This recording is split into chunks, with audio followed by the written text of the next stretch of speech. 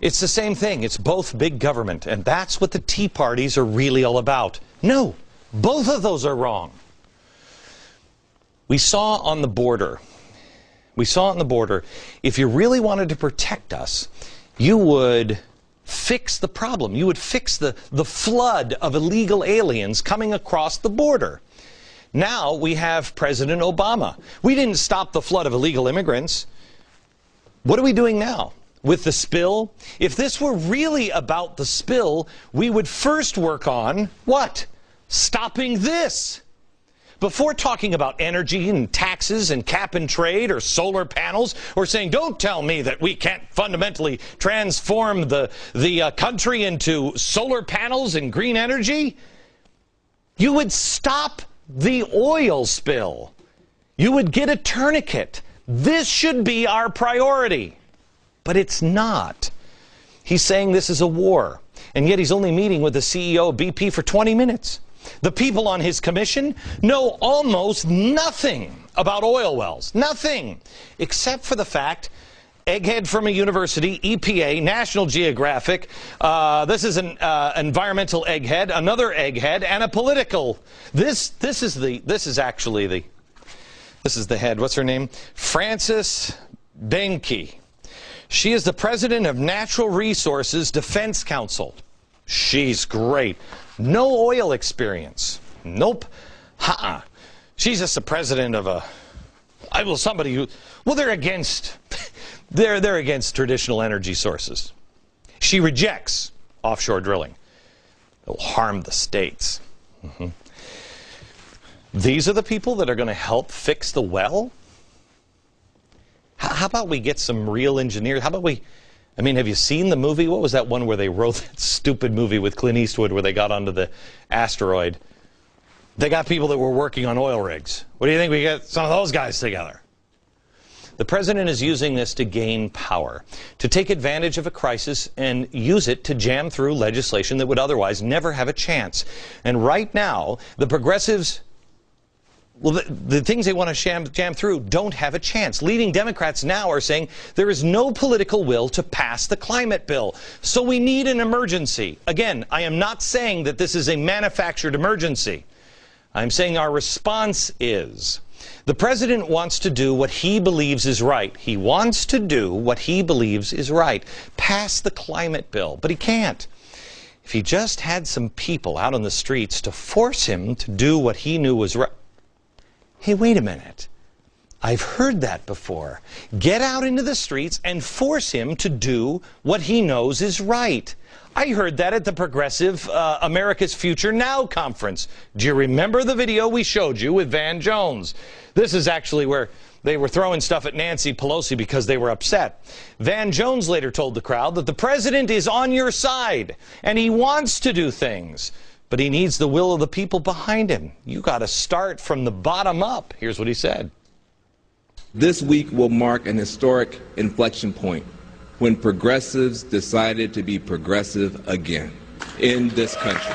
I think something shifted this week. So now your challenge as you leave here, our challenge, is to take care of that bottom-up part and that inside-out part, the heart part. That's where we're weak now. Yes. And we have the chance as we move forward to take the old admonition from the South African movement and govern from below. I hate to make fun of this guy because he's such a clown, but don't dismiss him. He can't go it alone. You got that? He needs an atmosphere that allows the president to do what he knows is right. The conference was summed up on the America's Future Now website saying, anyone who supports President Obama can do that by making him do the right thing. Well, let's see. Let's just look over the last couple of days. Who's making him do the right thing? I like this. Revolution, an oil spill disaster, and a system not fit to be the caretakers of the planet. That'd be capitalism. This one's really good. Stop the oil catastrophe. The people must act. That's kind of like what they were saying. In fact, it goes on inside the paper, and I'm going to get to more of this later on in the program. This is, by the way, a revolutionary communist newspaper available everywhere here in New York City. The people must act. Come to New Orleans and stop the oil catastrophe. We have a bold vision and a big plan to rally people to stop the catastrophe. What are you going down? Are you rallying with corks? What are you doing? How are you going to stop this? Protect the environment and spread the revolution. Revolution. Oh, yeah, that's right. Van Jones had his revolution thing, too. He co-founded a communist revolutionary where they were calling for the overthrow of the government. It was called Storm.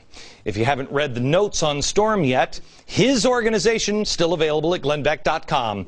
Read it now. Van Jones was right.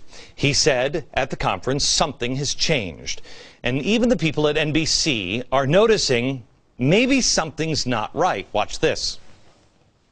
But I'm very troubled by the fact that the president has once again created his own sense of a legal system. Matt, it's not his job to create laws. It's his job to enforce laws. Okay. It's not his job to create laws, but to enforce them. Yes, that's if you understand the Constitution. CNBC is noticing something is wrong. But the president couldn't get these things to happen unless those who want fundamental transformation are starting to create those conditions where the president can do what he knows is right. We've already seen it. Rosie O'Donnell is calling for the government just to seize BP. Seize their assets today. Take over the country. I don't care. Issue an executive order. Say BP, guess what?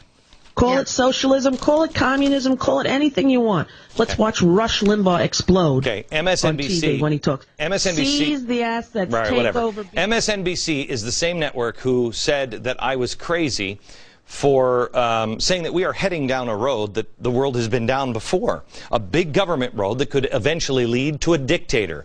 Maybe this president, maybe not. Maybe the next one or the one after that. It doesn't matter. Progressivism will always end in complete control. But listen now to MSNBC and one of their hosts.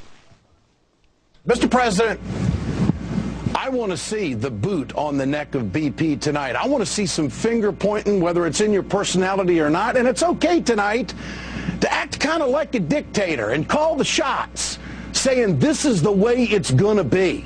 Don't you think this is a moment where President Obama has to make sure that he lets everybody know that he's calling the shots, and almost in words of maybe a dictator, that this is the way we're going to do it?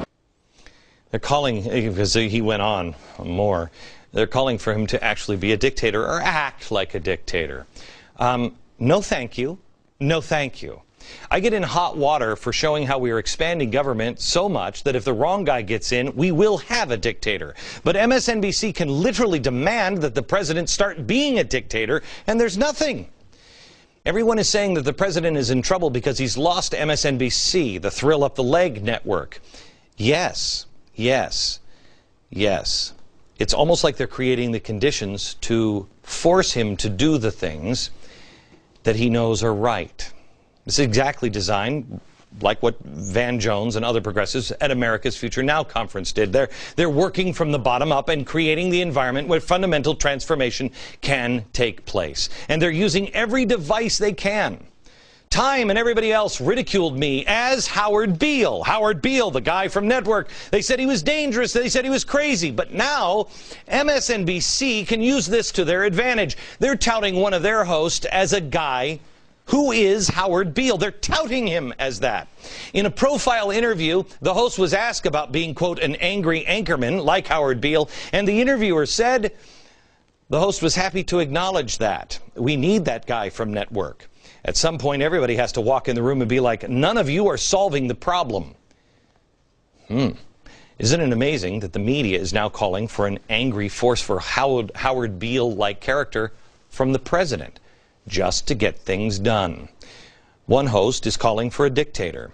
The media doesn't seem to have a problem with the president making his own laws.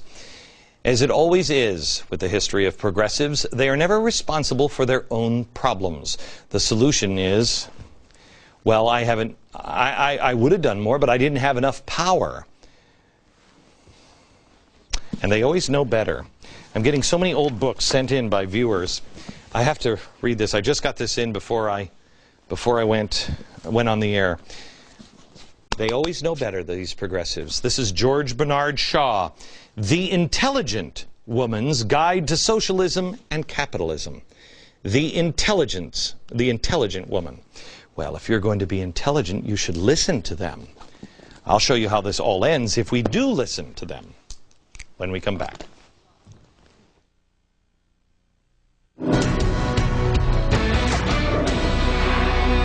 By the way, I told you to remember the moral equivalent of war, mew. I said that Obama's speech was nothing like Jimmy Carter's crisis of confidence speech, and that's true.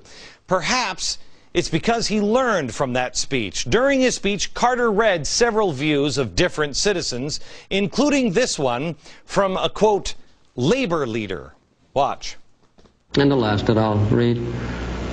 When we enter the moral equivalent of war, Mr. President, don't issue us BB guns.